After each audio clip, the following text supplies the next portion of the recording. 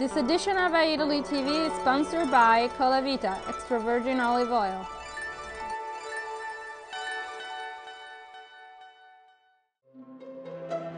And Cheerio chopped tomatoes.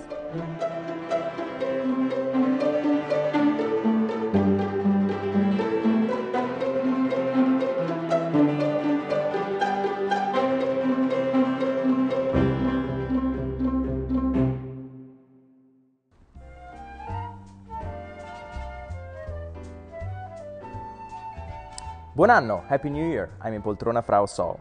SOHO became the neighbor for the Italian design in New York City, with store and showroom standing side by side, showcasing the best of Italian design right now. The Italian Minister of Foreign Affairs and the Italian Embassy in Washington, D.C. declared 2013 the year of the Italian culture, with dozens of events, art, culture, culinary food, opera, all taking place around the United States. For this occasion, the statue of David Apollo has been brought from Florence to National Gallery in DC, and our crew was there for you.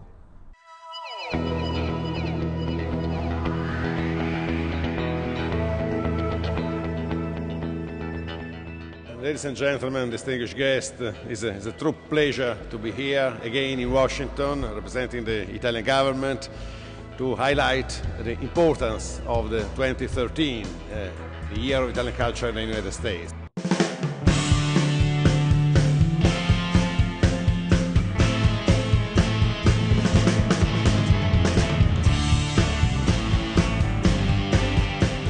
Indeed, Michelangelo's David Apollo is a true masterpiece.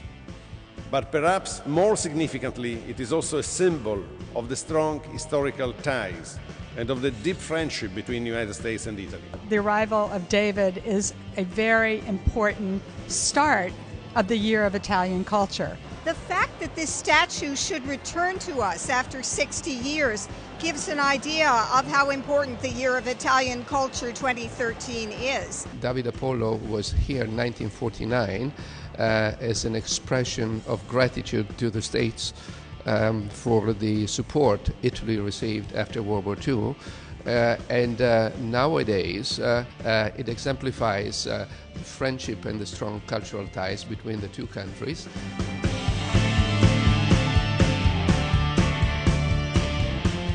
First of all, it's an honor to stand with David, and a great honor to be here as the Year of Italian Culture is launched, and it's very awe-inspiring to be standing with such a historic figure, and just wonderful to be celebrating U.S.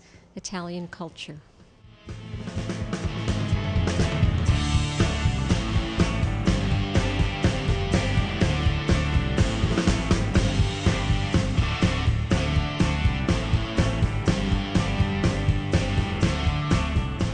As an Italian American, I'm very, very proud of this year that we'll be celebrating.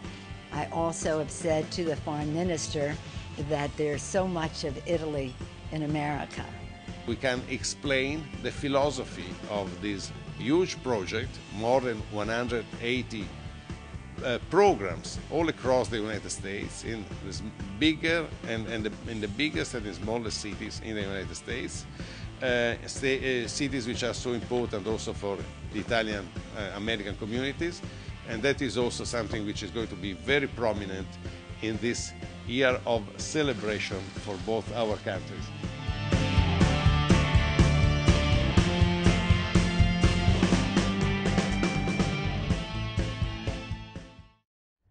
Speaking of Italian culture, our special sommelier, Alessandra Rotondi, is going to talk to us about the relationship between wine and culture in Italy. And of course, the pleasure activist Fred Plotkin has a new word for us. Let's see what it is. Jack si gira. Culture means also wine. Yes, wine is part of the Italian heritage. From ancient Romans on, wine has been always celebrated in poetry, literature, and art. A few examples. Let's go back to our cultural roots, starting with Horace. Horace was a leading Roman lyric poet living during Augustus. We are around 50 years before Christ, and he had a lot to say about wine. For instance, wine brings to light The hidden secrets of the soul gives being to our hopes. And let's jump to Renaissance and listen what the genius Leonardo da Vinci had to say about wine. The discovery of a good wine is increasingly better for mankind than the discovery of a new star. And from Galileo Galilei, Italian astronomer and philosopher, wine is sunlight held together by water. And from Michelangelo, sculptor and painter, I feast on wine and bread, and feast they are. And here it comes the best, from Dante Alighieri, The Divine Comedy. E perché meno ammiri la parola, guarda il calor del sol che si fa vino, giunto all'omor che della vite cola. That in English is more or less this. And that you may the less marvel at my words, look at the sun's heat that becomes wine when combined with the juice that flows from the vine. The sun's heat that becomes wine. This is divine. And what about America? Well, we have fantastic words from Benjamin Franklin, one of the founding father of the nation, actually the first father. Wine makes daily living easier, less hurried, with fewer tensions and more tolerance.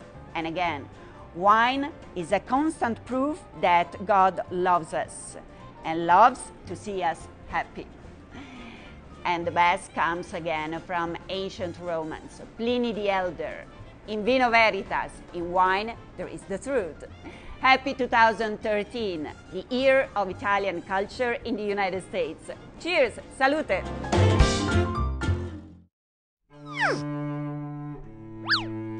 Today's word is spifero. Spifero in Italian means a little breeze. But more than a little breeze, it practically means a gust. Italians have many words to describe wind and wind currents. There's a venticello. There are winds from the south that are scirocco.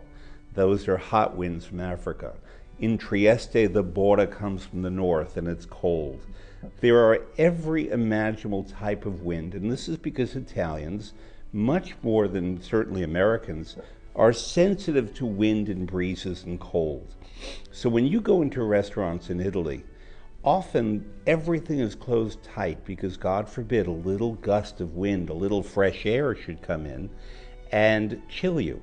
Italians wear scarves, as I often do, not only if they're an opera singer like Pavarotti to protect the throat, but to protect against a spifero. Americans, in contrast, tend to like everything open. Americans have air conditioning, they have cold gusts, they put lots of ice in their drinks. Italians don't put ice in their drinks. It's a fascinating difference in culture, that the Italians think that if you have a slight chill from ice or from air, that will get you deathly ill. An American, if he or she is too hot, feels that they're suffering and they want cold bombardments of air. If you go into a movie theater in the United States, you could hang meat in there. Where do I stand on this?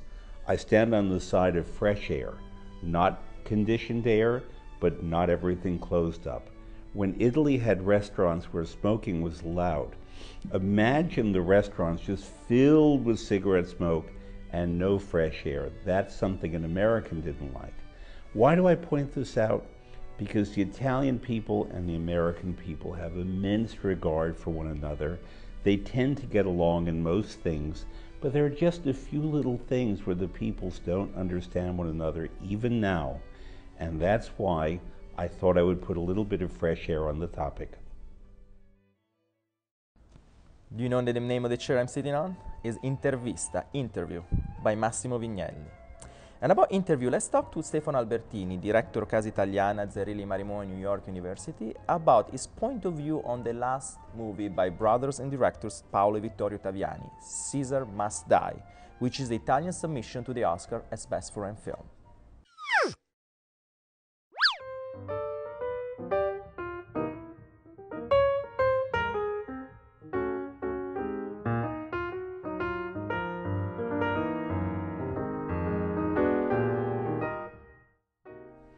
I have seen several films at the New York Film Festival this year, And the directors that strike me the most as the most innovative, the youngest, the most original, are two 80-something-year-old brothers from Italy, the Taviani brothers. At the New York Film Festival, they presented their last film, their new film, Caesar Must Die, Cesare deve morire. And it's a film that blew me away. It's a film that takes place entirely within the prison of Rebibbia in Rome. There is a maximum security facility where the inmates are mostly there to serve time for homicide or crimes connected to drug trafficking on a large scale and organized crime, from mafia to camorra. The challenge of the Taviani brothers was to get inside the prison and shoot the prisoners as they were rehearsing and staging a performance of Julius Caesar by William Shakespeare. One would think that these might sound like a weird idea, and it could be, but I think it was a very successful one, a very brave one, and the results were really beyond any expectation I could have. It really helped me first and foremost to look at Shakespeare's drama in a completely different light. And when I heard words like honorable man spoken by somebody that is probably serving time for mafia connection, that expression took yet a completely different meaning for me. And the main values and main issues discussed in Shakespeare's Julius Caesar, that are allegiance, friendship, betrayal, really find in that milieu of these inmates probably the most faithful and contemporary representation of these values as Shakespeare described them, imagining them in the ancient Roman times. I was very happy when I heard that Caesar Must Die is going to be the Italian entry for the Academy Award for Best Foreign Language Film. We still don't know whether the film is going to be one of the finalists, one of the nominees 5. But I hope with all my heart that the Taviani brothers make it to the Oscars and win a much-deserved award.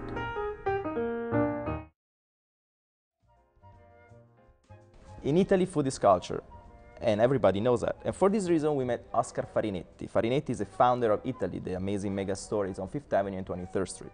He's going to talk to us about his approach to business, his political strategy, what he learned from his father, and the way of making bread.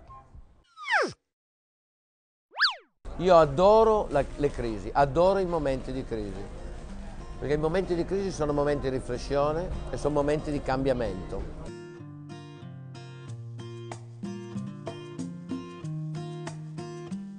Siamo qua vicino al pane perché io mi chiamo Farinetti, lo sapete tutti. Farinetti deriva da farina, flour. Mio padre ha sempre fatto la pasta, mio nonno il mugnaio. Noi siamo gente di farina da chissà quante generazioni, non lo so. E quindi dovevo per forza tornare alle origini. Guarda, stamattina sto mangiando il pane. Sono contento di accogliervi qui dal pane, perché il pane, qua da Eataly New York, è la metafora più forte di quello che noi vogliamo fare, e cioè l'integrazione che diventa interazione. Questo pane è fatto con il lievito madre italiano, che è il maschio. Sapete che il lievito è lo sperma, è quello che dà il timbro al pane, quindi il maschio italiano. La farina americana, la mamma, la pancia, il forno a legna è spagnolo. E mi sono sempre domandato, ma come mai questo popolo è diventato il popolo più forte del mondo? E ho scoperto, secondo me, che il vero motivo è l'integrazione, che è diventata interazione. Il mio primo ricordo dalla nascita olfattivo è l'acidità della semola, perché giocavo in mezzo a dei sacchi di semola che utilizzava mio papà a fare la pasta. Mio padre mi ha insegnato tutti i valori che possiedo oggi. Lui non mi ha parlato molto, ma io non considero molto i genitori che parlano troppo ai figli. Quello che serve è l'esperienza, il comportarsi bene. E io ho visto mio padre comportarsi in un sacco di eventi, sempre con al centro il valore dell'onestà morale e intellettuale e del cercare di mettere insieme valori che più appaiono contrastanti. Per esempio come l'onestà e la furbizia, per esempio come l'informalità e l'autorevolezza, per esempio come l'ironia e l'orgoglio. E io ho cercato di rappresentare in Eataly questa grande teoria che mi ha insegnato mio padre, che io chiamo la teoria dei contrasti apparenti. e cioè di cercare di mettere insieme valori positivi che agli altri appaiono contrastanti tra loro. Credo che sia l'unico sistema per creare qualcosa di memorabile. Nel 1978 io vado a lavorare, avevo 24 anni, ho finito di studiare e sono entrato in questo grande supermercato che mio papà aveva creato e che nel frattempo aveva fatto diventare ipermercato. E per avere il nome di ipermercato doveva vendere anche il non food, quello che lui odiava. Lui si occupava solo di food. E soprattutto all'interno del non food c'era una cosa che odiava più di tutti, gli elettrodomestici, perché non li capiva. Quindi aveva fatto un repartino di elettrodomestici e quando sono arrivato lui mi ha detto in piemontese: ti che hai studiato bei calon, tu che hai studiato guarda quella roba lì che io non capisco. E quindi mi sono trovato in mezzo a lavatrici, frigoriferi, impianti stereo, televisioni, io che invece volevo occuparmi di cibo, e quindi ho cercato di guardare con un occhio diverso quegli oggetti. Per esempio, per me, sai cos'era la lavatrice? La lavatrice era una scatola bianca magica dove butti roba sporca e esce pulita. E se tu guardi una lavatrice in quella maniera, cioè cercando di mettergli un po' di poesia vicino, cambia completamente il tuo business. E quindi quando ho deciso di tornare al mestiere originario di famiglia, cioè il food, ho pensato che se riuscivo a unire quella meraviglia del mondo dell'elettronica, quella meraviglia di comunicazione alla grande sostanza del cibo, magari producevo qualcosa di un po' diverso. Sì, perché nel frattempo mi sono sposato con Graziella e abbiamo fatto 3 figli maschi, 3 fenomeni, che a un certo punto, nel 2001, sono arrivati da me.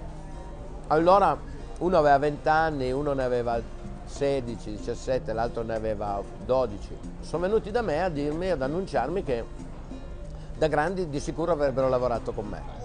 E questa cosa mi ha atterrito, perché io non gliel'avevo mai chiesto. Non era neanche un problema che mi ero posto io, se l'erano posti loro. Allora io ho pensato che se avessimo ricominciato da zero, tutti insieme, e se insieme come famiglia, io e i miei 3 figli, con mia moglie che ci è sempre stata vicino, avessimo ricreato una nuova azienda, avessimo provato insieme l'adrenalina, le paure, le speranze, le grandi emozioni che provi a realizzare un business nuovo da zero, loro avrebbero sentito quel business molto più loro, se ne sarebbero innamorati come sono sempre stato innamorato io del mio lavoro e la loro vita sarebbe stata più bella. E in quei giorni avevo deciso di vendere l'azienda di elettronica per ripartire. La caratteristica principale di chi fa impresa come proprietario o come manager è la semplificazione delle problematiche. Conta di più la capacità di semplificazione dell'intelligenza, la creatività. Se tu non hai capacità di semplificare, non combini niente nella vita. Semplificare significa, su 1000 cose che hai da fare oggi, sapendo che ne puoi fare 10, sceglierle. Avere senso delle priorità, scegliere tra 1000, avere la capacità di indicare quali sono le prime 10. Le cose belle, importanti, enormi sono quelle semplici, sono quelle che tutti capiscono, ma è, come dicevi giustamente tu, difficile essere semplici. Ciao! Music is also culture, and for this reason we met Mark Gartenberg. Mark Gartenberg is a publicist and manager of Italian origins that launches non-traditional Italian singers in the United States. Artists like Giovanotti, Capossela, Carmen Consoli. Let's have a chat with them. I'm Mark Gartenberg, and since 2004, I guess for the past 8 years now, I've been involved in promoting Italian music in the U.S., but more specifically, a new generation of Italian artists. I'm Italian American. My mother's family is from Sicily. My grandparents were born in Sicily, but I was part of although my mom grew up as a Sicilian speaker and as an Italian speaker, I grew up being part of a sort of a second generation of Italian Americans who were not particularly connected to the culture of Italy at all. We were very discouraged, actually, from even learning any Italian, learning the language. When we had a choice in school, everybody was like, learn Spanish, learn Spanish. Spanish is useful, Italian's not useful, Sicilian is certainly not useful. I grew up with a steady diet of Anglo-American pop culture, always interested in American music, British music. But as I got a little bit older, I made it my cause, actually, to rediscover that and reconnect with that. And the first artist that I worked with was one of the artists I've become very associated with over the years, which is Carmen Consoli, who happened to be from Sicily, but that was pure coincidence, and it had nothing to do with my Sicilian roots. The ones I've worked closest with are, besides Carmen, are Vinicio Caposella and more recently Jovanotti, a new generation of Italian music out there that is competitive with the best music in the world. I mean, what I do is it's not magic at all, and I come up with a plan. People would say, oh, Americans would love Vasco Rossi because the Americans love stadium rockers like Bruce Springsteen. But Americans have Bruce Springsteen and don't really need Bruce Springsteen in Italian language. It's not really going to work. So I would say, yeah, but what about Jovanotti? And they would say, Jovanotti will never work in the United States because nobody's ever going to listen to rap in Italian. And I said, well, I'm not really thinking to myself about presenting Jovanotti as a rapper. He's like a substantial guy with a substantial career, and I'm presenting it in that way. And so if I could get the media and the industry to look at Jovanotti in that light, maybe even people like I'm sure Jay-Z or Kanye West might have actually seen Jovanotti in the New York Times and might even say now, hey, like, who is that guy? What's that guy doing? Yeah, Lorenzo came to New York in 2009 in February and actually sold out a couple of fairly big mid-sized venues. We didn't really know what he would do or what he wouldn't do. And so the temptation, obvious temptation would have been to come back and say, let's do like a really big concert and just sell it out for everybody. But Lorenzo said, he personally said, well, I don't want to do that. I want to make roots in this market, make something happen in this market. So he came up actually with the idea of why not do a residency in small clubs. By doing that, he actually got the national attention that kind of set it, sort of like the snowball started rolling down the hill, getting bigger and bigger and bigger through doing that. The first project that I have from Italy coming to the US in 2013 is a young group from the Salento called Canzoniere Greco Salentino.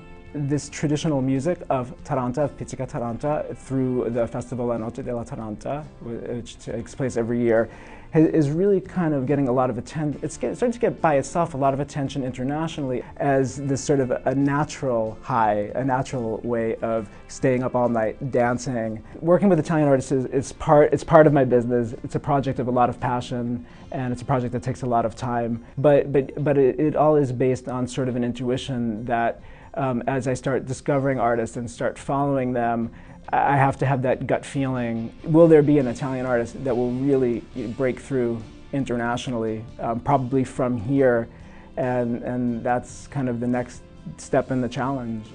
People know Italian wine is good. I don't have to tell you that. People know that Italian fashion is good. I don't have to tell you that. Or Italian operatic music. I don't have to tell you that either. But Italian pop music has been sort of, people didn't believe.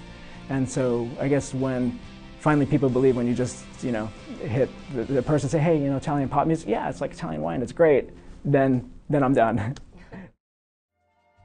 For our reports, we covered for you some events in the past, and we have some suggestions for the upcoming week.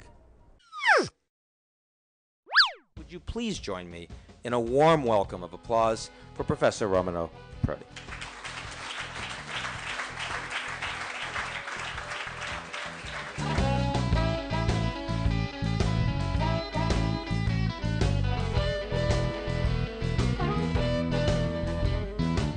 Even the poor 17 members of the euro, they have a deficit that is 6% less than the American deficit,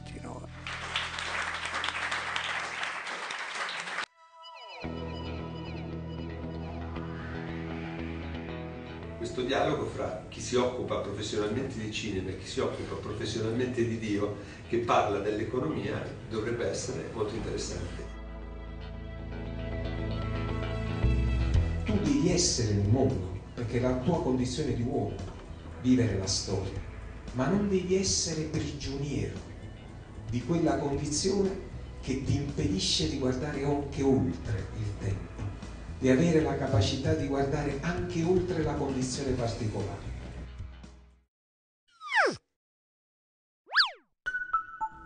Exhibition Beatrice Scaccia. Beatrice Scaccia paints the complex society in which we're living. Her collection of drawings inhabits worlds of dense black or bright white as a consequence of living in a world full of contradiction.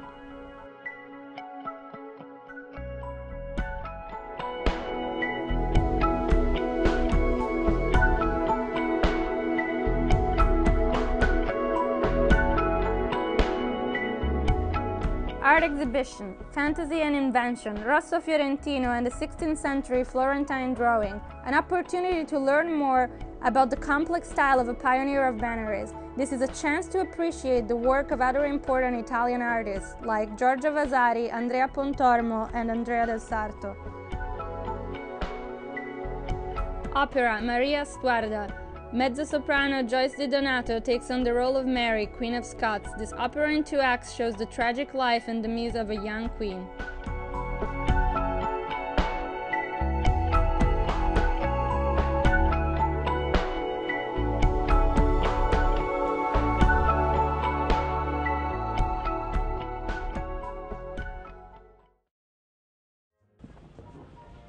"2013, the year of the Italian culture in the US. A good reason to get out of the house and peruse the events that are going around the United States of America, to become a little more Italian. I'll see you next week. Ciao! This edition of Eataly TV is sponsored by Rachel Ray's signature specialty food line. From her all-natural, extra virgin olive oil and balsamic vinegar to her stock in a box, all designed for preparing quick and convenient meals at home in less time with delicious results. And Baci Perugina chocolates. Say I love you the Italian way.